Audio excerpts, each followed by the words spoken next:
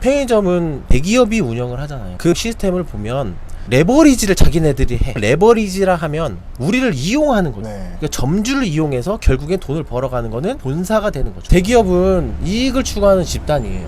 그쵸. 같이 윈윈하는 구조보다는 자기네들 먼저 배를 불리고 그다음에 나머지 돈으로 새 모이 주듯이 우리한테 돈을 주는 시스템이죠.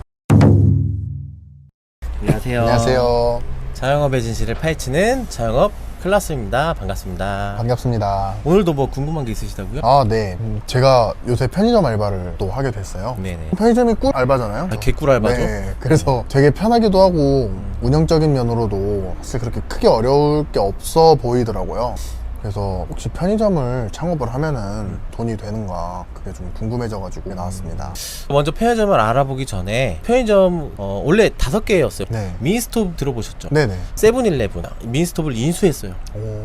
그래가지고 이제 4개의 편의점이 경쟁을 한다고 보면 맞는데 네네. 편의점 점포 숫자를 알아보자면 이 얘기하면 사람들 또 어떻게 할 것 같나요? 또 꺼버리겠죠. 꺼버리겠죠. 그러니까 빨리 설명을 해드리도록 하겠습니다. 4위는 이마트 편의점이에요. 점포 숫자는 6,625개. 이마트 편의점은 나중에 이제 생긴 후발주자이기 때문에 점포 숫자가 조금 적고요. 네. 3위가 세븐일레븐. 점포 숫자는 14,000개고요. 2위는 GS25. 점포 숫자는 16,648개. 엄청 많죠. 엄청 많네요. 대망의 1위는 CU인가요? 네, 맞습니다. 1위는 CU 편의점이고요. 점포 숫자는 16,787개입니다. 편의점 수익 구조가 일반 프랜차이즈하고 좀 달라요.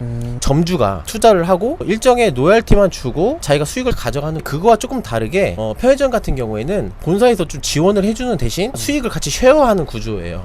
사실 오늘은 이 영상을 찍으려고 했던 이유가 매출을 분석하고 그 지출이나 이런 걸 따져보면서 수익률을 분석하려고 했는데 사실 크게 의미가 없는 것 같아요. 다른 부분 한번 파헤쳐 보도록 하겠습니다. 편의점을 심플하게 구분을 하자면 점주 임차 방식이 있고 본부 임차 방식이라는 게 있어요. 이 개념만 알면 좀 편할 것 같아요. 점주 임차 방식은 점주가 위치를 선정하고 편의점을 선택하는 방식이고요. 네. 본부 임차 방식은 본사에서 모든 걸 다 컨택하는 방식이에요. 19시간을 내가 점포를 문을 연다고 가정했을 때 점주 임차 방식인 경우에 65%의 수익률을 가져갈 수 있고요. 그리고 만약에 24시간을 운영을 한다 하면 최고 80%까지 수익률을 가져갈 수 있어요. 그리고 본부 임차 방식은 50%에서 68%까지 수익률이 더 낮아요. 대신에 본사에서 지원해주는 그런 것들이 더 많죠. 임대료라든지 이런 것들도 지원해주기 때문에 소자본으로 내가 나의 점포를 운영을 할 수 있다라는 게 장점이기도 한데요. 또한 단점은 뭘까요? 큰 돈이 안 된다? 그렇죠. 수익률 또한 본사랑 같이 나눠야 되기 때문에 그렇게 큰 돈을 벌어갈 수 없는 구조가 나오는 것이죠. 편의점은 대기업이 운영을 하잖아요. 그 시스템을 보면 레버리지를 자기네들이 해. 레버리지라 하면 우리를 이용하는 거죠. 네. 그러니까 점주를 이용해서 결국엔 돈을 벌어가는 거는 본사가 되는 거죠. 대기업은 이익을 추구하는 집단이에요. 그쵸. 같이 윈윈하는 구조보다는 자기네들 먼저 배를 불리고 그다음에 나머지 돈으로 새 모이 주듯이 우리한테 돈을 주는 시스템이죠. 나는 크게 욕심이 없다. 그러면 편의점을 해도 괜찮은데 나는 야망이 있어. 난 돈 많이 벌고 싶어. 그럴 거면 사실 편의점하고 어울리지 않는 것 같아요. 내가 어떤 성향을 가지고 있느냐에 따라서 선택을 하시면 될 것 같아요. 예를 들어서 내가 편의점 아무데나 가서 일해도 250만 원을 번다 하면 알바를 관리하는 조건으로 자본금 조금을 넣고 본사에서 그 비용을 받는 구조라고 생각하면 편할 것 같아요. 물론 장사가 잘 되는 데 잘 들어갔다면 더 많은 수익을 얻을 수도 있는 거고 반대로 쪽박자리에 가면은 내 인건비도 못 건지는 상황이 생길 수도 있는 거죠. 대박은 거의 없다고 봐야 되는 것이죠. 그래서 사장님들이 자꾸 그렇게 본사를 욕했던 이유가 네. 그거였던가 보네. 그쵸. 본사 내가 하는 거에 비해서 가져가는 게 그렇게 많지 않을까. 그리고 사람들은 약간 이런 심리가 있어요. 내 점포를 내가 운영하고자 하는 심리. 내가 편의점을 운영하는 사장이다 라는 명판이 갖고 싶어서 하는 경우가 더 많은 것 같아요. 그리고 편의점을 하면서 어떤 애로사항들이 있을 것 같아요. 알바 입장에서 얘기하면 갇혀있다는 거? 제가 PC방 프랜차이즈 사업을 했었잖아요. 네네. 그리고 이제 PC방도 많이 운영을 해봤었는데 네. 똑같이 24시간 장사잖아요. 네. 그리고 거의 알바로 돌리고 내가 한 타임 보면서 관리를 하는 구조잖아. 네. 편의점은 1인 체제예요. 네. 한 명이 빵꾸가 나면 어떻게 될까요? 사장이 가서 해야 사장이 가야 돼. 내가 만약에 낮에 근무를 10시간 하고 왔어. 집에서 좀 쉬려고 하는데 전화가 와. 어떤 전화가 올까요? 오늘 못 나간다고. 네, 사장님 오늘 저 몸이 아파서 못 나갈 것 같아요. 그러면 어떻게 되나? 사장님이 이제 또 출근을 하셔야 바로 나가야 됩니다. 바로 나가서 24시간 이렇게 근무를 해야 돼요. 제가 이렇게 근무하면 정신이 멍해지는 걸 느낄 겁니다. 그리고 또 알바들이 오래 일해도 문제고 짧게 일해도 문제. 그건 왜 그런가요? 오래 일하면 어떻게 되겠어요? 아무래도 요령 피우는 알바가 많아지겠죠? 그렇죠. 인간의 본능은 같은 일을 반복하다 보면 나태해지기 시작해요. 알바들도 마찬가지로 처음에 인사 열심히 하다가도 나중에 맞아요. 손님이 와도 인사도 안 하게 되고. 그러니까 사장님 옆에서 지켜볼 수 없잖아요. 네. 알바 혼자 맡겨야 되기 때문에 좀 그런 게 있는 것 같아요. 그러면은 매출이 얼마 정도가 나와야 정상적으로 운영이 되는 건가요?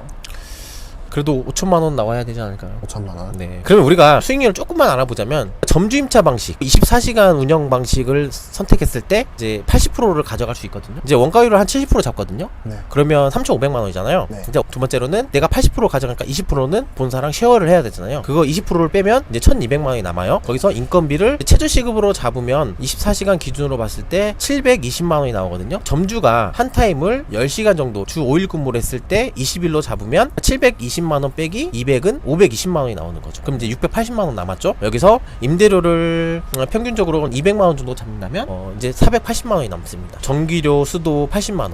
그러면 400만 원 남고요. 기타 잡비 한 50만 원 정도 잡으면 350만 원이 남았습니다. 여기서 폐기가 보통 관리하는 거에 따라서 다르지만 보통 30만 원으로 잡으면 320만 원이 남죠. 근데 여기서 본사 지원금이라는 게 있는데 광고를 지원해 주는 부분도 있고 폐기 비용을 지원해 주는 게 있어요. 약 100만 원 정도 되거든요. 네. 이걸 또 플러스 하면은 총 이제 420만 원이 세전 수익으로 남습니다. 내가 그냥 나 혼자 일을 해도 200만 원 벌잖아요. 네. 그래서 내가 알바 관리 비용을 좀 더 받는 거죠.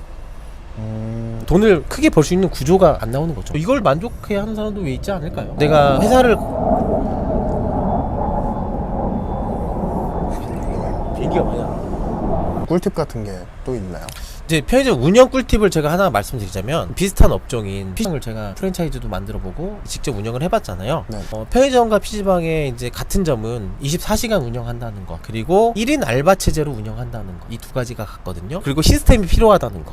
그래서 편의점 하시는 점주님에게, 그리고 이제 앞으로 편의점을 생각하신 분들에게 운영적 꿀팁을 드리자면 시스템을 만드는 게 중요해요. 사람들 그러면 뻔한 소리 하려나 라고 생각할 텐데 구체적으로 설명을 드릴게요. 알바 면접을 보잖아요. 내가 마음에 들어서 채용하기로 결심을 했어. 연락을 해서 언제부터 나와줬으면 좋겠다라고 얘기를 하잖아요. 그때 미리 A4 분량 한 장 정도, 너무 많이 써도 알바들이 안 읽어봐요. 그러니까 핵심적인 일해야 될 부분들에 대해서 정리를 해놔요. 그래서 그거를 숙지하고 와라. 읽어보고 오면 내가 교육할 때 조금 더 수월할 수 있죠. PC방을 운영하던 시절에 이제 알바가 이제 근무하는 타임에 제가 그 PC방을 지나가게 됐는데 간판불이 안 켜져 있는 거야. 지금은 타이머가 있잖아요. 네. 그때 당시 타이머가 없었어요. 알바가 깜빡 잊고 안 킨 거야. 그래서 저는 시스템을 어떻게 만들었냐, 카톡으로 보내는 시스템을 만들었어요. 그러니까 간판불을 온 시킨 거를 사진을 찍어서 나한테 보내야 돼. 그 시간에 사진을 찍어서 보내면 그것을 보고 켰구나 라고 인지를 하는 거고, 알바가 해야 될 부분들에 대해서 문서로 정해놓죠. 알바는 그거를 하고 나서 어떻게 해야 된다? 사진을 찍어서 보낸다. 근데 그런 시스템이 없으면 어떻게 돼요? 내가 그 불시에 찾아와서 잔소리를 하게 돼. 또 안 좋은 소리 하면 알바도 그만둔다 얘기야. 그래서 당연하게 만들어야 됩니다. 알바들이 책가방을 내려놓자마자 이거 먼저 닦고 이거 정리하고 손님 많은 시간에 손님 응대하고 이런 시스템들이 다 있었어요. 그리고 다음 근무자가 교대하기 전에 또 서로 확인해야 될 것들을 만들어주고, 해야 될 일들을 그 시간대마다 명확하게 시스템을 만들어서 사진 찍어서 보내라 하면 나는 그 사진만 확인하고 했구나. 사진 안 들어오면 어떻게 해요? 전화하죠. 왜 안 했어? 이제 물어보면 이제 손님이 너무 바빠서 뭐 이런 것들이 그냥 뭐 자기가 저희 깜빡 잊고 안 했습니다. 빨리 해. 바로 피드백이 갈 수 있는 거기 때문에 확실히 그런 게 있으면 편하긴 하겠네요. 그렇죠. 이제 이런 시스템이 있다면 뭐 편의점 2개, 3개도 운영이 가능한 거죠. 얘기 듣고 보니까 제가 전에 일하던 편의점에서는 매뉴얼이 있었거든요. 지금 일하는 곳은 사실 그런 게 거의 없다시피 해서. 그러니까 지금 운영하는 데가 문제이기도 하고, 아마 전에 일했던 데도 매뉴얼은 있는데 확인하는 시스템이 있었나요? 확인하는 시스템은 없었어요. 그러면 시스템이 완성된 게 아닙니다. 핵심이 뭐냐면 사진을 찍어서 저한테 카톡을 보낸다 했잖아요. 이렇게 내가 확인하는 시스템이 있어야지. 안 그러면 시스템이 또 깨져요. 아마 사장님이 CCTV로 확인을 하셨을 거예요. 근데 그것도 내가 맨날 확인해야 그쵸. 되는 한계가 있는 거고, CCTV로는 안 보이는 것들이 있잖아요. 그쵸. 그런 것들을 명확하게 사진을 찍어서 나에게 보낸다면 이거는 확실한 시스템이 될 수 있는 거죠. 그래서 요즘 할리스나 프랜차이즈 직영점 같은 경우를 보면은 직원들이 청소를 하고 무조건 사진 찍어서 보내요. 편의점과 PC방의 이제 공통된 문제점 하나가 뭐냐면 1인 근무 체제잖아요. 그 한 명이 제꼈어. 그럼 이제 답이 없는 거예요. 점주가 가서 이제 몸빵 근무를 해야 되는 거죠. 이게 진짜 짜증나는 상황인 거죠. 그래서 저는 이것도 꿀팁을 하나 드리자면, 요즘에는 알바가 무단으로 결근을 했을 때 가게에 대한 피해 보상을 청구한 사례가 있었어요. 정말 아파서 안 나오는 거는 어쩔 수 없겠지만 대개는 일하기 싫어서 갑자기 오늘부터 못 나오겠습니다 이렇게 하는 경우도 있거든요. 저 같은 경우는 채용하는 조건이 있다. 그만두기 2주 전에 다음 근무자를 구할 때까지 시간을 줬으면 좋겠다. 그냥 그런 약속을 좀 적어줘라. 그래서 이제 뭐 사인을 받는데 네. 사실 법적인 효력은 없지만 경각심이라는 게 있잖아요. 저는 PC방을 운영할 적에 그 약속을 하고 나서부터 갑자기 오늘까지 근무하고 그만두겠습니다라고 한 사례는 없었어요. 일종의 안전장치인 거죠. 네. 오늘은 이렇게 해서 편의점에 대해서 파헤쳐 봤습니다. 지금까지 시청해주셔서 감사합니다. 감사합니다.